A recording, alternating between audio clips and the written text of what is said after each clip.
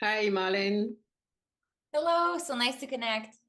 Yes, it's really great to meet a fellow French athletes, and I'm so excited about this interview because there is so much to say and so much that has not, I think, needs to be discovered about you. And I really would like to start by asking you, where are you? Where are you staying? I'm currently in Switzerland, but I live between Monaco and Switzerland. All right, so you are still like an Olympian. You were you're still a nomad. Traveling all over, yeah, correct. Yes. Indeed. So for I know many people know you, but we're just going to remind those who have never heard about you what your journey started with. Okay, so I was actually born in Canada. I grew up in around Montreal, and then when I was 14 years old, I had already medal at the Junior US Open and the Junior World Championships, and therefore I was invited to join the French national team at Creps. It's the regional training center in the south of France. It's in Aix-en-Provence. So I was invited as a Canadian to join the French team. I trained with my heroes, which were Pascal Gentil, two times French Olympic medalist in Taekwondo, and Marlène Nidecker, who was a world champion at the time. So for me, it was like a dream come true to be so young and be able to train with legends of my sport. And at the same times, because in France they have this sports study programs, and Yeah. I could be in school as well. And those regional centers are multi-sport. So there was also synchronized swimming, there was also BMX. So you would merge with other athletes. So it was very inspiring. I stayed there for a year. I won every tournament that I could. And then since it was a 1 year program, I went back to Canada. Oh, And, right. in Canada, the dynamic is so different because at the time, Canadians were preparing Vancouver Winter Olympic Yes. Games. So the Yes. big focus in Canada was on winter sports, whereas in France, it was mostly on summer sports. Mhm. And, France has some of the world best infrastructures for amateur sports or Olympic sports, such as, little sports as Taekwondo. And so a few years later, I was invited again to join, but in the hope of becoming a French citizen to represent French. And for me, it seemed like a fair deal, because they were investing so much in my sport program Yeah. and my studies as well. So came back. It took a long time. It took like, I don't know, a few years of hard training, and I could only compete in open championships since I was not Mm. French citizen. So I won every open I could: US Open, German Open, Spanish Open. And then finally, in 2008, like 3 days before the European Championship, I got my citizenship. And then like That's so my interesting. teammates, That's very yeah, interesting. and it was, like all the time I didn't have the French citizenship, I would always say like, oh, if I was French, I would be world champion, I would be European champion. I would always brag like what I could achieve. So when I got the citizenship, then my teammates were like, okay, you've been running your mouth for years. Now it's time to deliver. And I remember Pascal Gentil just like tapped me on the back, but he's a heavyweight. So it was like boom. And it was like, Yes, very. and it was in Rome, and I won my first European champion title. And I was so proud. I was so proud So because I felt if we get back to that incredible journey, because so many people don't realize that to change nationality takes already courage. You kind of like, gave up to your Canadian first nationality. Were you from the French part of Canadian? Were you? the French part, but the part that has a Okay. very strong accent. So Yeah. it's almost a different language. Like Quebecers, we have this very strong Yeah. accent. And so I was able to keep dual citizenship. So I Hmm. didn't have to like renounce my Canadian one, but I had to like leave all my family, friends behind, the life I knew, like to start over at 18 years old in a new country. 18. Yeah, that's quite Yeah, when I young. came back, I was 18. Yeah. Did you find like your parents, how did they support you on that? Because I see my kids, they have a lot of talent, and I'm thinking all the time, oh boy, what I'm gonna do with these children, they want to become pro athletes. So even myself, I have been a pro athlete, but I still think myself, how do we do as parents? So what can you say about that if I you mean, think my about it? parents were just, my mom was always super supportive. She was always like, I'd rather have you across the globe, like in Korea or in China, wherever it is, but in a place that you're able to achieve your dreams and like go for it. But at the time, it was difficult because, the first time I came in Europe, I was 14 years old. And that time, we didn't have FaceTime and Zooms, and we didn't have none of that. It was like postcards, and like once a week I could log in at the library to send like an email. It was very different. When I came back around 17, 18, okay, we were getting more technology, but still it wasn't, you couldn't keep up as much Okay. as I mean, it's a martial arts. You're a girl, you're blonde. Okay, there are a lot of stereotypes around that. it's So why? Okay, tell us the truth. Why did you choose that sport? I don't know. You know what? It's funny because as a kid, I started Taekwondo at 4, so I didn't really choose. My mom did, Yeah. but she registered me like in. I have the feeling that she put me in as many sport as she could, just so she could rest a little, you know. Yeah. And so I did like the classic, like swimming, skiing, like all those sports. And then she felt that martial arts had a set of values that it Mm, could be fostered in children, and especially for girls, like the discipline, the at first, like I was learning self-defense as well. So my mom thought it was like very empowering for me, yeah. and the leadership. And then Mm, as a kid, it's just I did so many other sports. I did handball, I did a few other fencing, mhm. but it's just the group you stick with. And I love the energy at my Taekwondo club, the values. I had a great master. What kind of And values did you find? What kind of masters did you have? Because it's also there's so much stereotypes around that. When I see my kids, they are so fanatic with Karate Kids and Cobra Kai, this program on TV, and they're really amazed by the impact of the mentor on children, whether they are positive or negative. They have different types of mentors. What kind of mentor have inspired you to keep going on in your sports? well, at a very young age, it was like my first teacher. So in Taekwondo, we Mm, say like a master. So it was my first master who was super there was so much respect and so much like good vibes around mhm. everyone at the Taekwondo club, and it was very empowering for me to do Taekwondo. Plus, they made it at that age. They made it so fun. You Yeah. felt like you were just like kicking and punching and Mhm. like doing flips, and it Yeah. was it was very very I don't know. It was just, I had a good time. And then growing up, then I had different mentors. My mentors became Pascal Gentil, Mhm. Michael Pro, the French champions. Is there too much noise? No, no, it's fine. It's Okay. fine. I became like the French champions and the legions of my sport. Yeah. And, you know, there's a big and this is we'll go back to it, but like there's a big culture of like solidarity in our Mhm. sport, of like giving back to society, of doing like humanitarian missions. The World Taekwondo Federation is the first federation that has launched the Taekwondo Humanitarian Fund, and actually does like humanitarian missions across the globe to Mhm. promote like So what kind of peace events? making, Yeah. inclusion, equality, Mhm.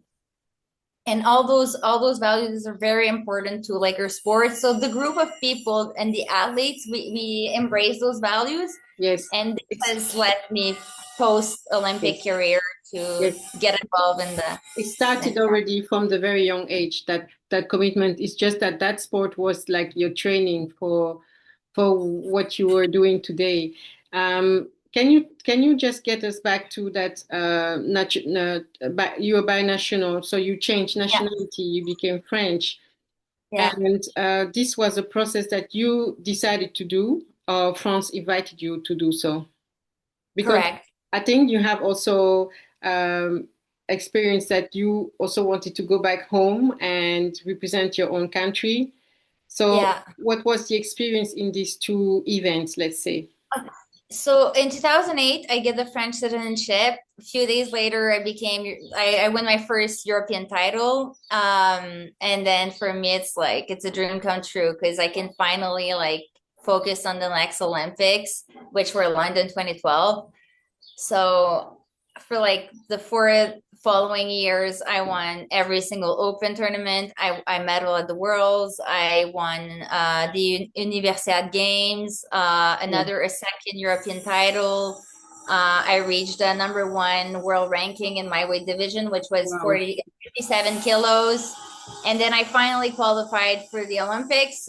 I medal, I won bronze. So you And this is really important what you're just saying.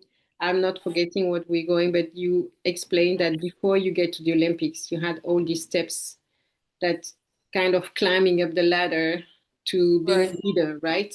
of course, We know it's not easy to be a leader. It's not easy to be the absolute best, like the first, and do that on a sustainable way. Like you did it over and over again.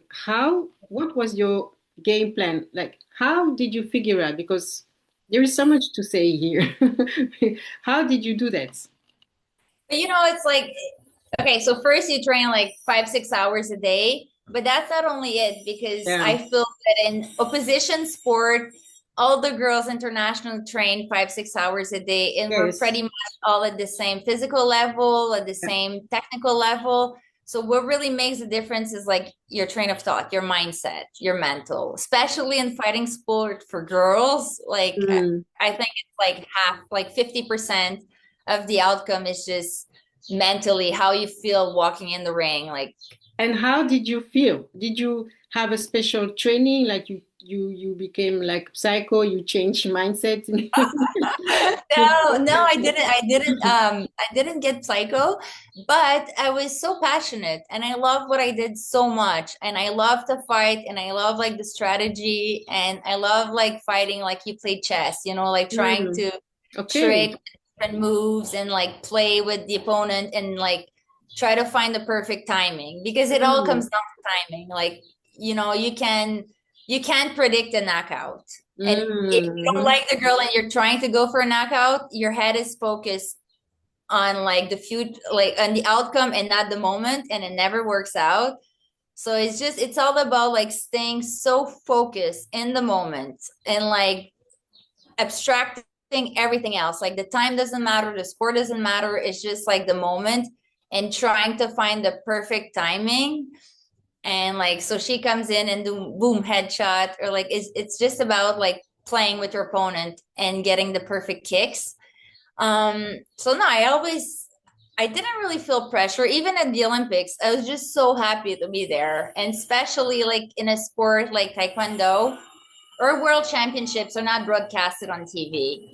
Like we barely get recognition from the sporting community. So I felt like the Olympic was like the moment, that I could highlight like my sport, I could highlight like my performances. Our last conversation, you said you left when you were 14 years old and you became Olympic champion. So it took you like 10 years, right?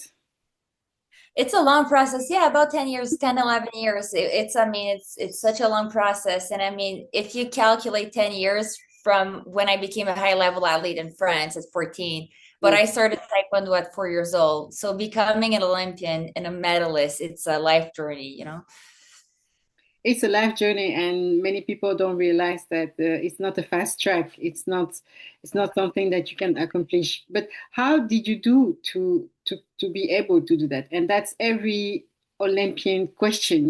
It's every champion because we know it. Many will try, but only few will succeed.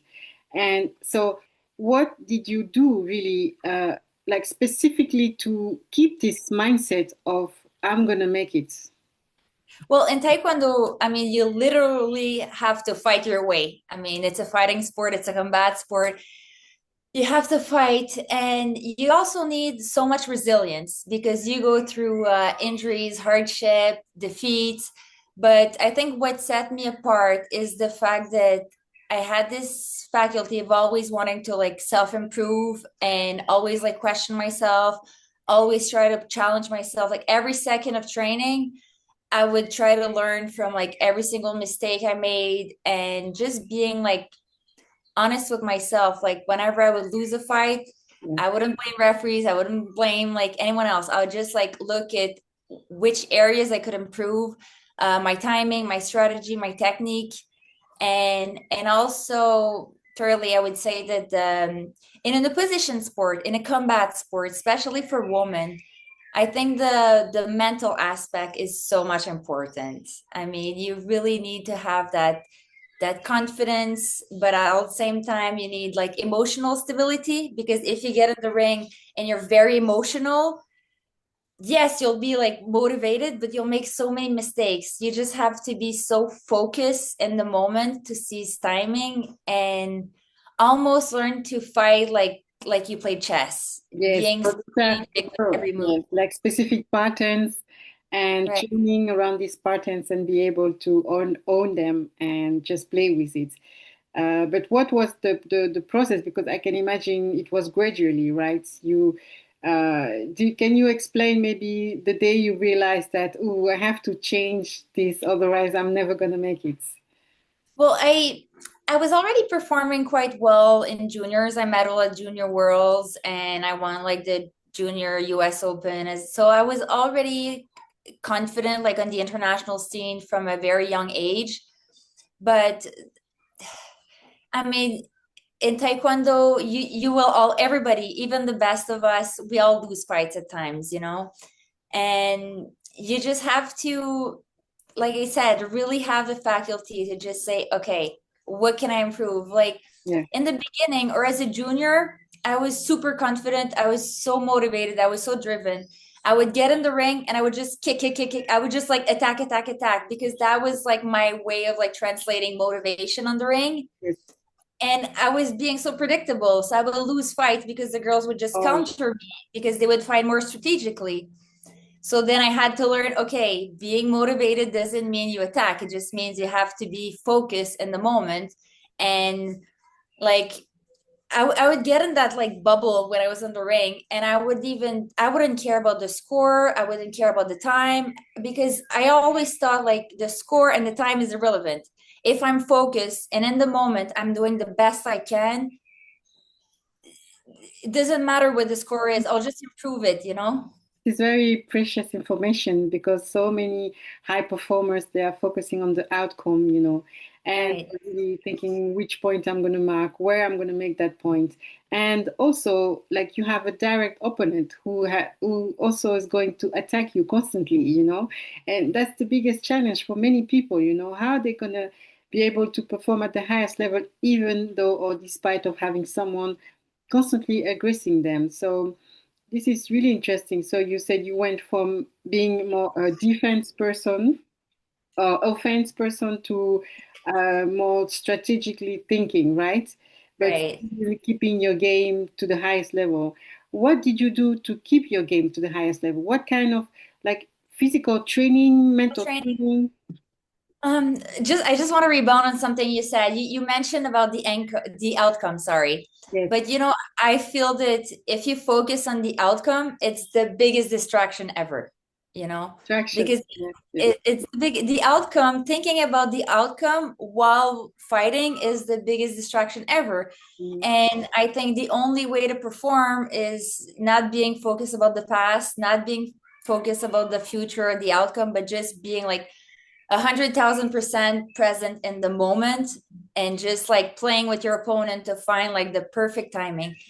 You know, like in my sport, in Taekwondo, you can't predict a knockout. Or every time I fought girls that either I thought like, okay, it's gonna be easy, I'll knock them out, or I didn't like, and I was like, I wanted to chase it. You can't, if you're chasing the knockout, you're gonna lose. Knockouts, you cannot be thinking about the knockout and make it happen. You just have to be thinking of like, how is she moving? What is the distance? What is the opportunity coming? And then Yes, All no, the knockouts I had were like luck of like super good timing where she came in and I went for a headshot, you know. So it's so you can't to predict. That's really true. you And can't you can predict be very well prepared and you cannot predict. But I still have this question, when your ego is pissed off, or when someone has really triggered you, and you want to keep calm or not. We always have this very famous movies where we see the person visualizing themselves where they were very knocked out and they were down and they were feeling bad, and then they use that energy to get back up and win. So I'm just coming back to that because most of the time we think athletes are very, like you say, predictable. So tactics, but is there still some little magic? Is there like something? you mentioned the ego is the same like for me it's another distraction because like or for instance like my last fight at the Olympics, I believe I was losing the first and maybe the second round, and I finished like I rebounded, so like in the end, towards the end of the fight, I totally shifted and I finished like last second on a headshot, because people get distracted because maybe that Japanese girl started thinking about the outcome after she scored and won the first round, but the fight is 3 rounds, so you have to go to the distance. It doesn't, or in track and field, it doesn't matter if you're the fastest for the first 50 meters, if it's a 100-meter race, so it's like, so for me I had to just like learn to keep my motivation at training, Mhm. try to do like all that I could in terms of physical, in terms of strategy, in terms of like analyzing my videos, in terms of playing with the rules, like it's such a, because in Taekwondo, for instance, if they get out of the rings, you get a warning, and then warnings you lose points. So it's like learn how to fight and play with the rules to optimize every aspect of that game, So it was just like constant training and self-improvement. That's really interesting because you have, like you said, a proof track record of success at the highest level. Do you have a moment that you had a lot of setback, of an important setback, and how did you overcome that?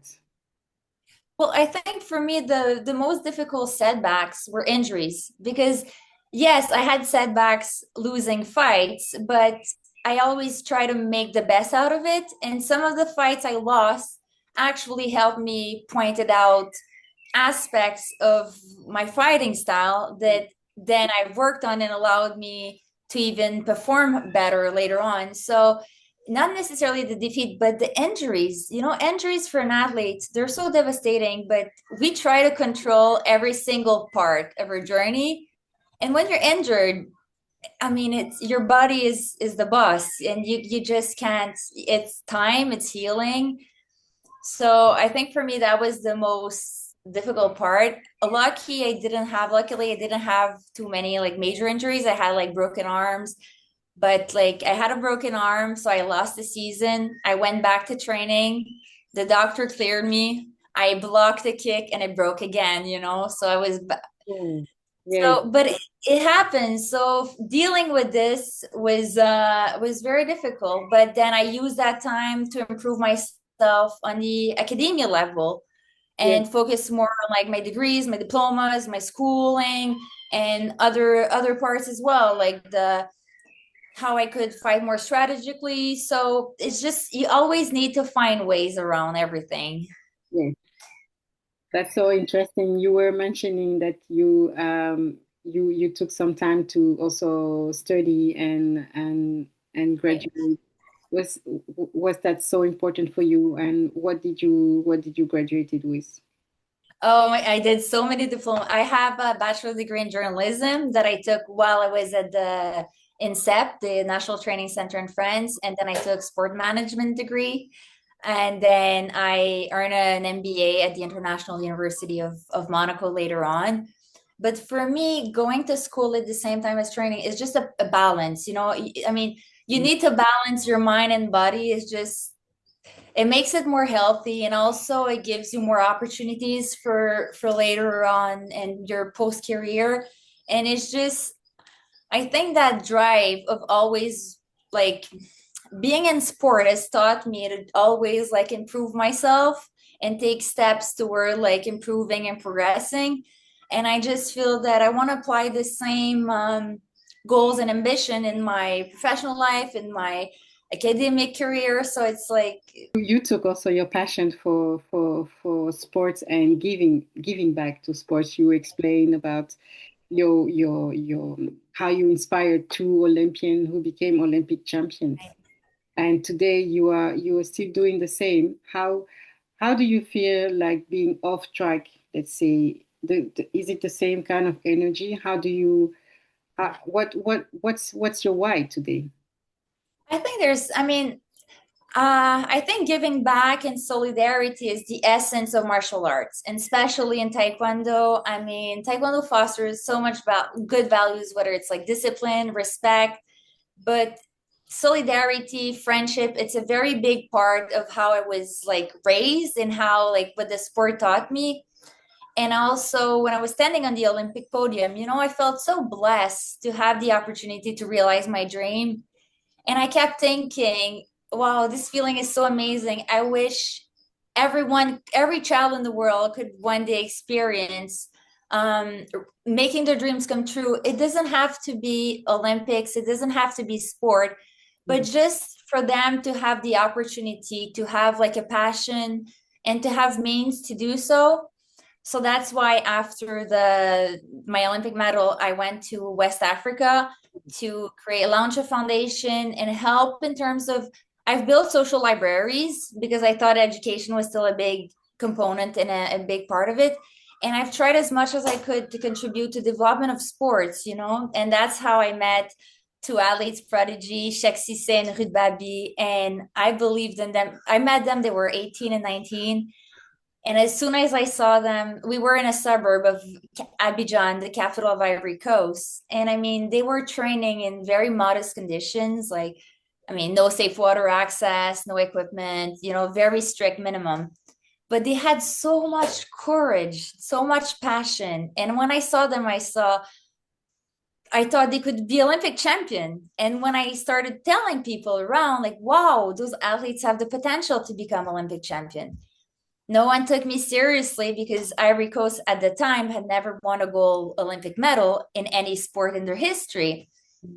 And I thought, okay, that could be a nice challenge. And then 4 years later, at the Rio Olympic Games, Cheikh Cissé wins the first gold in the history of the country. And Ruud Babi, the girl, becomes the first woman Olympic medalist. Now they're both world champions, two-time Olympic medalists. And more importantly, they're a source of inspiration for the youth all across their country and in the region. And they're socially engaged. Ruth is very engaged for women empowerment. Shaq, oh wow, I mean, he's involved in every field. And for me, this is what sport is all about. When we talk about like, even if I'm from an individual sport, we've always worked as a team, as a family. And hopefully some kids that are inspired by them will later on maybe become champions or achieve other dreams of them and give back as well. So it's just, I mean, I think we're both Olympians. This is what the Olympic movement is all about. When we talk about those Olympic values and the Olympic spirit, I mean, in my belief, this is what it's all about.